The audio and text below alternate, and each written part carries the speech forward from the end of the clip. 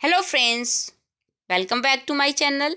तो मैं लेकर आई हूँ BA 5th semester regional geography प्रादेशिक भूगोल का एक महत्वपूर्ण चैप्टर प्रादेशिक नियोजन के सिद्धांत एवं model, theories and model for regional planning.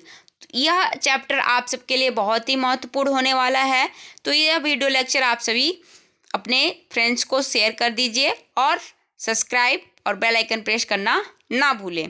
ठीक, तो हम चलते हैं अपने इस इम्पॉर्टेंट बुक के कंटेंट के नोट्स पर, जो कि बहुत ही इम्पॉर्टेंट आपके एग्ज़ाम के लिए होने वाला है, जिसमें हम पढ़ेंगे विकास ध्रुव का अर्थ, ग्रोथ पोल पढ़ेंगे। फिर उसके बाद हम पढ़ेंगे पोरोक्स के विकास ध्रुव मॉडल के बारे में पढ़ेंगे।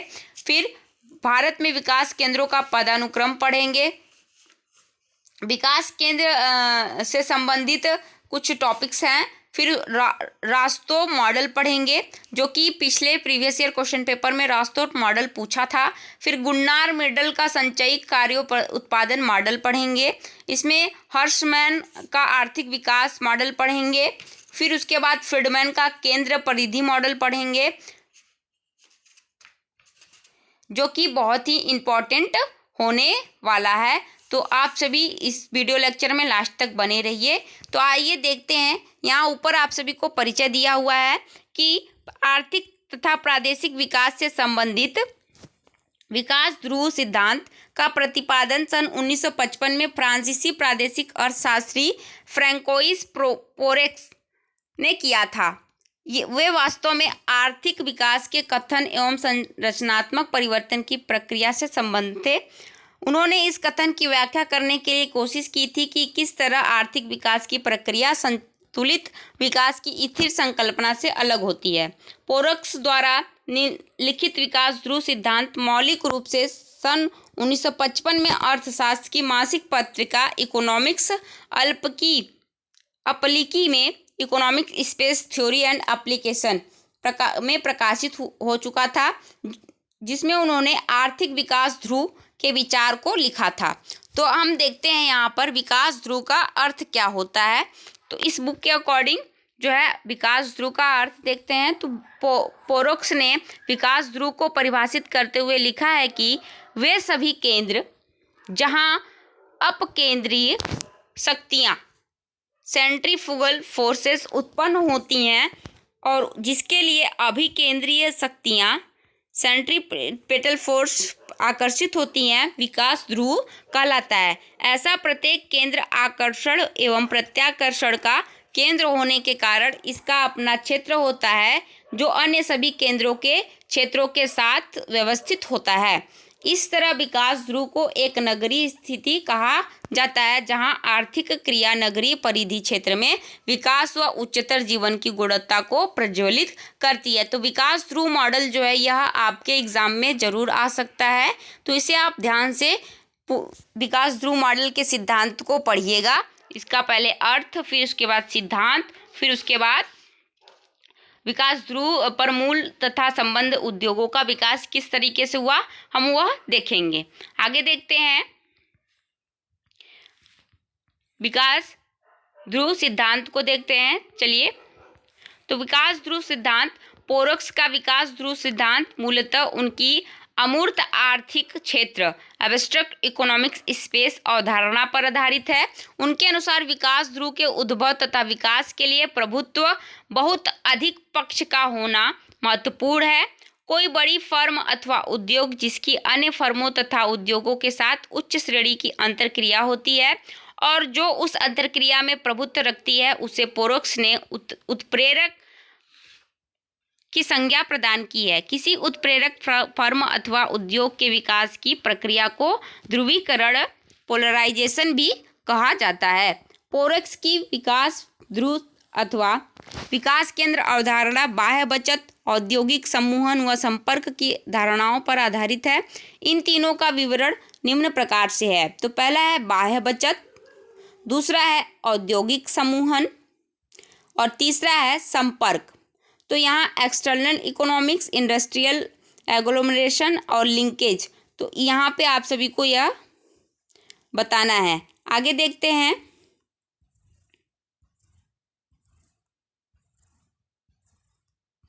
इसे आप सभी ध्यान से देख लीजिएगा और समझ लीजिएगा। अब आगे हम देखेंगे विकास ध्रुव पर मूल तथा संबंध उद्योगों का विकास। तो विकास ध्रुव सिद्धांत के अनुसार विकास ध्रुव पर प्रायः मूल उद्योग स्थापित होते हैं, जिनके प्रत्यक्ष या परोक्ष प्रभाव से उनके चतुर्दिक संबंध उद्योगों का विकास होता है। मूल अथवा आधारभूत उद्योग विभिन्न प्रकार के हो सकते हैं, जिसमें इस्पात उद्योग, कृषि आधारित उद्योग, इलेक्ट्रॉनिक उद्योग, स्वचालित वाहन उद्योग व पेट्रोकेमिकल उद्योग प्रमुख हैं। तो मूल उद्योग के प्रत्यक्ष प्रभाव के अंतर्गत केंद्र वस्तुएं तथा सेवाएं शामिल होती हैं, जो इसे आपूर्तिकर्ता उद्योगों से मिलती है या जो वस्तुओं व सेवाओं को अपने उपभोक्ताओं को देता है। आगे हम देखेंगे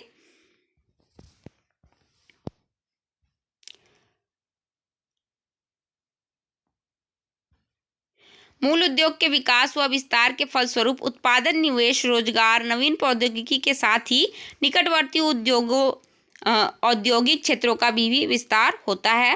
विकास ध्रुव पर एकत्रीकरण के लाभ की उपलब्धता के कारण उसके निकटवर्ती क्षेत्रों का प्रादेशिक विकास सामान्यतः असंतुलित रहता है। प्रादेशिक विकास की इस प्रक्रिया में परिवहन मार्गों का विस्तार अहम भूमिका निर्वाह कर सकता है।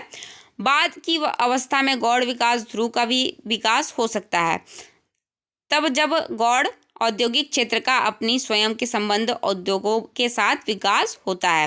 तो यहाँ पे आप सभी को इस तरीके से यह एक ग्राफ मिलेगा। इस तरीके से जो ग्राफ में बताया गया कि टर्मिनल यहाँ पे सिंबल दिए हुए हैं कि क्या कैसे है। ठीक, आगे देखते हैं। तो यह विकास ध्रुव का सीमावर्ती प्रवाह जीन पॉल रोडिंग के अनुसार यह बना हुआ है प्रवाह।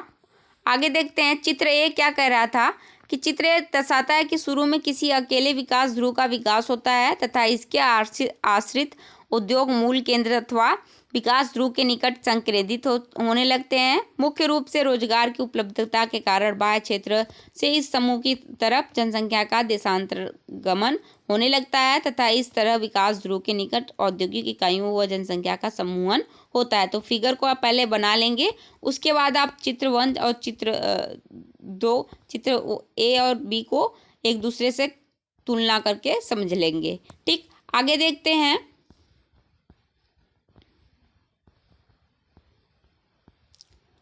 अब आगे हम देखेंगे भारत में विकास केंद्रों का पदानुक्रम। तो विकास केंद्रों का पदानुक्रम क्या है?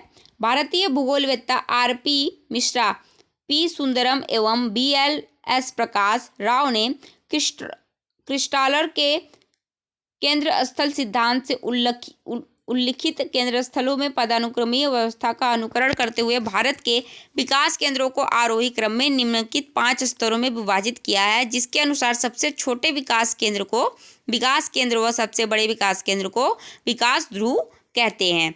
तो छोटे क्रम को विकास केंद्र और सबसे बड़े केंद्र को विकास ध्रुव कहते हैं। तो विकास केंद्रक ग्रोथ फोकस जो होता है वह स्थानीय स्तर पर केंद्रीय ग्राम होता है। सेवा केंद्र प्रादेशिक लघु स्तरीय केंद्र होता है। विकास बिंदु उप प्रादेशिक स्तरीय केंद्र होता है। विकास केंद्र प्रादेशिक स्तरीय केंद्र होता है और विकास ध्रुव राष्ट्रीय स्तरीय केंद्र होता है। तो सबसे बड़े विकास केंद्र को विकास ध्रुव कहते हैं। तो राष्ट्रीय स्तर का केंद्र जो होता है वो सबसे बड़ा विकास केंद्र होता है। आगे देखते हैं विकास केंद्रों की उपयोगिता। पदानुक्रमीय व्यवस्था इस कल्पना पर आधारित है कि प्रादेशिक विकास एवं नियोजन के लिए चयन किए गए विकास केंद्रों के आकार व कार्य में प्रादेशिक आवश्यकता व मापक के अनुसार परिवर्तन होता रहता है। आगे देखते हैं, ये इसी के बारे में दिया है थोड़ा सा। अब हम यहाँ देखेंगे कि इसी तरह तृतीय श्रेणी को विकास केंद्र अपने से निरंतर श्रेणियों के विकास केंद्रों के माध्यम से करने वाले कार्यों को करना ही है, लेकिन इसके साथ ही अन्य वस्तुओं और सेवाओं को भी देता है जो उससे निचली श्रेणी में केंद्र में उपलब्ध नहीं हो पाती है। अगर किसी प्रदेश के सभी केंद्रों को आरोही क्रम में व्यवस्थित किया जाए तो उनके माध्यम से किए जाने वाले कार्यों व उत्पादित वस्तुओं तथा सेवाओं की संख्या उनके सेवा क्षेत्र के अर्धव्यास को निम्नलिखित प्रकार से प्रस्तुत किया जा सकता है। इस तरीके से यहाँ पे दिया है विकास केंद्र का पदानुक्रम ABCDE और कार्यों का प्रकार। इस तरीके से हम जोड़ते जाएंगे, फिर कार्यों की संख्या और सेवा क्षेत्र का व्यास इस तरीके से फैलता जाएगा। आगे देखते हैं। अब पहला है विकास केंद्र अथवा केंद्रीय ग्राम। ये था विकास के ध्रुव सिद्धांत के अनुसार पहला है विकास केंद्रक अथवा केंद्रीय ग्राम। RP मिश्रा के अनुसार केंद्रीय ग्राम लघुत्तम विकास केंद्र होता है जहां पर प्राथमिक विद्यालय, लघु डाकघर एवं सहकारी समिति इत्यादि होती है। एक केंद्रीय ग्राम अपने चारों तरफ करीब 6 गाँवों की 6000 जनसंख्या को अपनी सेवाएं दे सकता है। प्रत्येक केंद्रीय ग्रामों का नियोजित विकास ऐसे करना चाहिए जिससे वह अपने ऊपर आश्रित लघु ग्रामों को वस्तुओं के क्रय विक्रय, बाजार, कृषि यंत्रों की मरम्मत, मनोरंजन और अन्य सामाजिक सेवाओं को देने में सक्षम हो सके। तो यह विकास केंद्रक अथवा केंद्रीय ग्राम जो होता है वह लघु डाकघर एवं सहकारी समिति और प्राथमिक विद्यालय सहित 6 गांवों की 6000 जनसंख्या को सेवाएं दे सके, ऐसा केंद्र बनाना होता है। आगे देखते हैं दूसरा सेवा केंद्र। अब सेवा केंद्र यह दूसरा उच्चतर स्तर वाला विकास केंद्र है। यहाँ नए उच्चतर कार्यों व सेवाओं को पूरा करने हेतु प्राथमिक और संरचनात्मक सुविधाओं की उपलब्धि महत्वपूर्ण मानी जाती है। इस केंद्र पर लघु स्तरीय कुटीर तथा लघु उद्योग का विकास करना जरूरी होता है। एक सेवा केंद्र की आबादी औसतन 5000 होनी चाहिए। सेवा केंद्र स्थानीय जनसंख्या के अलावा अपने चारों ओर स्थित 30,000 आबादी को भी अपनी सेवाएं दे सके, इसका यह उद्देश्य होता है। फिर जनसंख्या वृद्धि के साथ साथ इस कथित जनसंख्या में वृद्धि संभव हो। ठीक, आगे हर एक सेवा केंद्र पर सुलभ होने वाली सुविधाएं निम्न प्रकार से हो सकती हैं। पहला बाजार की सुविधा, दूसरा सेवाएं, तीसरा कुटीर व लघु उद्योग, चौथा मनोरंजन के साधन। अब हम आगे देखेंगे विकास बिंदु। अब विकास बिंदु क्या है? यह तीसरा विकास केंद्र है जिसकी जनसंख्या 10,000 से 25,000 के बीच हो सकती है। इसके द्वारा अपने चारों तरफ स्थित 5 व 6 सेवा केंद्रों एवं लगभग 1.5 लाख जनसंख्या को सेवाएं दी जा सकती हैं। सामान्य रूप से अधिकांश मध्यम आकार वाले कस्बे विकास बिंदु की श्रेणी या वर्ग में आते हैं। ठीक, आगे हम देखेंगे हर एक विकास बिंदु पर प्राथमिक विद्यालय से लेकर इंटर कॉलेज, शाखा डाकघर, दैनिक बाजार, बैंक, विस्तार सेवा केंद्र, उर्वरक, उपभोक्ता वस्तुओं व दवाओं की दुकानें, ट्रैक्टर या मोटरसाइकिल इत्यादि के मरम्मत की दुकानें, सिनेमाघर, थिएटर और होटल इत्यादि सुविधाएं व्याप्त होनी चाहिए। कहाँ पर? विकास बिंदु पर होनी चाहिए। आगे चौथा है विकास केंद्र। अब विकास केंद्र क्या है? चौथे स्तरीय विकास केंद्र की जनसंख्या 50,000 से 5 लाख के बीच हो सकती है। यह अपने चतुर्दिक स्थित 6 व 7 विकास बिंदुओं को सेवाएं दे सकता है। देखिए यहाँ पे ये जो जितने पॉइंट्स हमने बताए हैं वो सभी आपस में एक दूसरे से क्या है? संबंधित हैं। तो इनमें से एक यह आपस में एक दूसरे से संबंधित है, तो इसे आप सभी याद रखिएगा। ठीक, यह भारत में विकास केंद्रों का पदानुक्रम है। 5 तरीके से यहाँ पे हम पदानुक्रम को पढ़ेंगे, मतलब जो इनका क्रम है, पहले विकास केंद्रक, फिर सेवा केंद्र, फिर विकास बिंदु और फिर विकास केंद्र के बाद विकास ध्रुव आएंगे, सबसे बड़ा क्षेत्र। तो अब आगे हम देखेंगे विकास ध्रुव। अब विकास ध्रुव पांचवा है विकास ध्रुव। देश के सारे महानगर, उन्हें मेट्रोपॉलिटन सिटी और कुछ अन्य बड़े नगर जो प्रादेशिक विकास केंद्र का कार्य करते हैं, उन्हें विकास ध्रुव की श्रेणी में रखा गया है। ऐसे केंद्र जनसंख्या सामान्यतः 5 लाख से अधिक होती है। प्रत्येक विकास ध्रुव अपने प्रधान क्षेत्र में स्थित गांवों व लघु नगरीय केंद्रों के लगभग 3 करोड़ जनसंख्या को अपनी सेवाएं देगा। यह इसका उद्देश्य होता है। आगे अब देखेंगे कि प्रादेशिक विकास के बड़े केंद्र के रूप में विकसित विकास ध्रुव सड़क एवं रेल मार्ग द्वारा प्रवेश एवं देश में कई भागों से जुड़े विकास केंद्र जो मुख्य रूप से मुंबई, कोलकाता, दिल्ली, कानपुर, चेन्नई, बेंगलुरु, हैदराबाद, भोपाल, जयपुर, अहमदाबाद, जबलपुर, शिलोंग, अमृतसर, पटना, गुवाहाटी इत्यादि विकास ध्रुव के उल्लेखनीय उदाहरण हैं। अब हम आगे नेक्स्ट पढ़ेंगे। यह तो हमने विकास ध्रुव मॉडल पढ़ लिया। पोरेक्स का विकास ध्रुव मॉडल। अब हम पढ़ेंगे गुन्नार मिडल का संचयी कार्योत्पादन मॉडल। तो इन 3-4 मॉडल में से कोई एक मॉडल जरूर पूछेगा, क्योंकि प्रीवियस ईयर में रोस्टो का मॉडल पूछा था। तो गुन्नार मिडल स्वीडन के प्रसिद्ध अर्थशास्त्री तथा समाजशास्त्री से उन्हें सन 1974 में अर्थशास्त्र के क्षेत्र में नोबेल पुरस्कार से सम्मानित किया गया था। मिडल को अर्थशास्त्र के विशेषज्ञ तथा क्षेत्रीय विकास का एक प्रसिद्ध चिंतक कहा जाता है। तो इनके अनुसार हम आते हैं सिद्धांत को देखते हैं। यह इनका ऊपर परिचय था छोटा सा। अब हम देखेंगे इनके मॉडल को। तो मिडल ने अर्थव्यवस्था में परिवर्तन के कारकों का विश्लेषण किया तथा आर्थिक विकास की प्रक्रिया में परिवर्तन के परिणाम के विषय में मल्टीप्लायर इफेक्ट का उल्लेख किया। मिडल का मत था कि विकास की प्रक्रिया में प्रत्येक परिवर्तन अन्य परिवर्तनों को उत्प्रेरित किया करता है। इसका परिणाम के रूप में अर्थव्यवस्था में परिवर्तन होता है। मिडल का मत था कि इन परिवर्तनों का मल्टीप्लायर इफेक्ट होता है। मिडल ने अपने विचारों की व्याख्या सेक्टर ऑफ इकोनॉमिक्स तथा एरियाज ऑफ इकोनॉमिक्स दोनों में परिवर्तन में प्रतिपादित किया। अब हम आगे देखेंगे हर्शमैन का आर्थिक विकास में मंद अधोमुखी व ध्रुवीकरण प्रभाव का मॉडल। तो अब यहाँ पर हम देखेंगे कि विकास अर्थव्यवस्था में पूंजी उत्पादन अनुपात की संकल्पना पर आधारित मॉडल की उपयोगिता अत्यंत कम है। भिन्न भिन्न कमियों, बाधाओं व बाजार की कमियों के प्राकृतिक एवं डिग्री के आधार पर निवेशित पूंजी की उत्पादकता में उतार चढ़ाव बहुत अधिक होता है।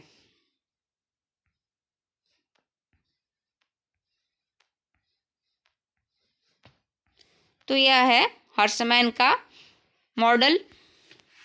अब हम आगे देखेंगे रास्तो मॉडल, जो कि बहुत इंपॉर्टेंट है। रास्तो मॉडल क्या है? वॉल्टर रास्तो ने दीर्घ अवधि के आर्थिक आंकड़ों की आपसी तुलना कर आर्थिक उन्नति का एक 5 अवस्था मॉडल प्रस्तुत किया। इसके प्रथम चरण में हर एक समाज की एक पारस्परिक अवस्था होती है। इस अवस्था में अधिकतम लोग गहन कृषि कार्यों में लगे रहते हैं। तो यहाँ पहली अवस्था हम लिखेंगे लगे रहते हैं। और हाँ, रास्तो मॉडल जो है मैं एक शॉर्ट वीडियो लेकर आऊँगी, जो कि 2 या 3 मिनट का या 5 मिनट का होगा, जिसमें आपको पूरी नॉलेज रास्तो मॉडल के बारे में एकदम अच्छे से सटीक जानकारी दी जाएगी। इसमें भी यहाँ आपको बताया गया है बुक में। तो मैं वो नोट्स लेकर आऊँगी किस तरीके से हम रास्तो मॉडल को प्रस्तुत करेंगे। तो इस अवस्था में तो पहली अवस्था क्या है? इस अवस्था में अधिकतम लोग गहन कृषि कार्यों में लगे रहते हैं। बचत की संभावना सीमित होती है। उत्पादन प्रक्रिया सामान्यतः परंपरागत होती है, अर्थात प्रथम चरण का समाज निर्धन व राजनीतिक दृष्टि से अवरोधक समाज होता है। इसके बाद दूसरा चरण क्या कहता है कि एक ऐसी अवस्था होती है जिसमें उत्प्रस्थान से पहले ही अवस्था कहा जा सकता है। तो इस अवस्था में जन सामान्य से पहले स्वयं में अपने जीवन स्तर में सुधार लाने की इच्छा उत्पन्न होती है।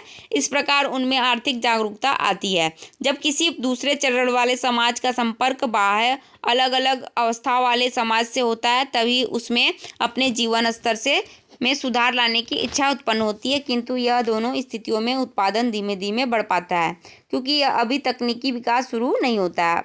डॉक्टर दूसरे चरण का स्थान विशेष इसलिए होता है क्योंकि यह समाज में आर्थिक अवस्था सही करने की इच्छा का जन्मदाता होता है। इस चरण में कृषि तथा उद्योगों के प्रति नीतियां आर्थिक विकास का मुख्य साधन होती हैं।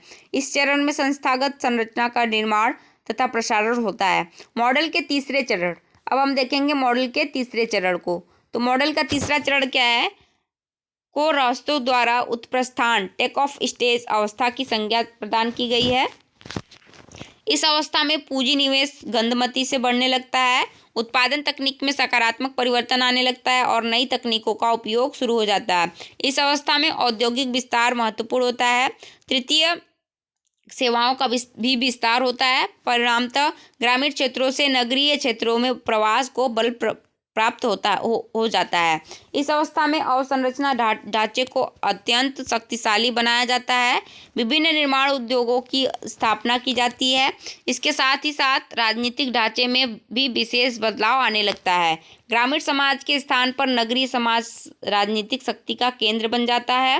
ग्रामीण क्षेत्रों के बड़े जमींदारों का स्थान शहरी उद्योगपति ले लेते हैं, जो कि राजनीतिक शक्ति के केंद्र बन जाते हैं। इसके बाद राष्ट्रीय मॉडल के चौथे चरण को परिपक्वता की अवस्था की संज्ञा प्रदान की जाती है। इस अवस्था में सामान्यतः तीसरे चरण में आरंभ हुई विकास प्रक्रियाएं और मजबूत हो जाती हैं। अब हम आगे देखेंगे।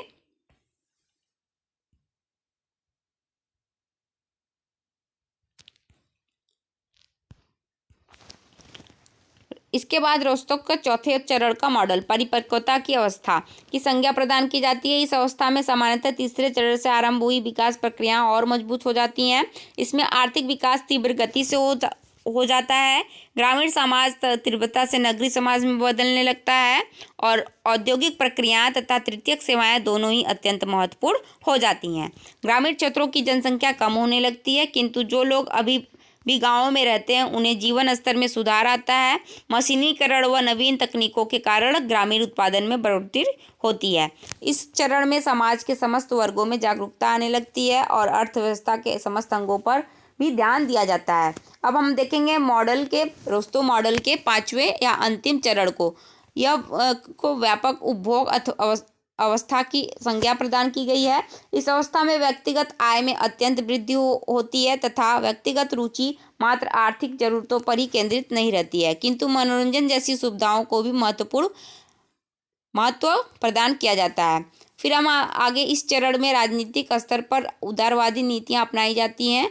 अर्थव्यवस्था में विलासिता की वस्तुओं का आधार और भी व्यापक हो जाता है। अब हम आगे देखेंगे फ्रीडमैन का केंद्र परिधि मॉडल। तो अब फ्रीडमैन का केंद्र परिधि मॉडल देखेंगे तो सन 1966 में अमेरिकी अर्थशास्त्री जॉन फ्रीडमैन ने अपना केंद्र परिधि मॉडल का प्रतिपादन किया। यह मानवीय क्रिया के क्षेत्रीय संगठन का मॉडल है, जो मुख्यतः अर्थव्यवस्था व समाज में शक्ति के समान वितरण पर आधारित है। तो यह आपके एग्जाम में आ सकता है, पॉसिबिलिटी है कि आ सके। ठीक, हम अब आगे चलेंगे, इन्हीं के मॉडल को डिटेल में पढ़ेंगे। ठीक, तो डिटेल में अब ये आप सबको इस मॉडल के बारे में कुछ परिचय दिया हुआ है। इस तरीके से ये जो मॉडल है, इस तरीके का इससे इसका चार्ट बना हुआ है। परिधि से केंद्र की तरफ जनसंख्या का प्रवास जॉन फ्रीडमैन के अनुसार।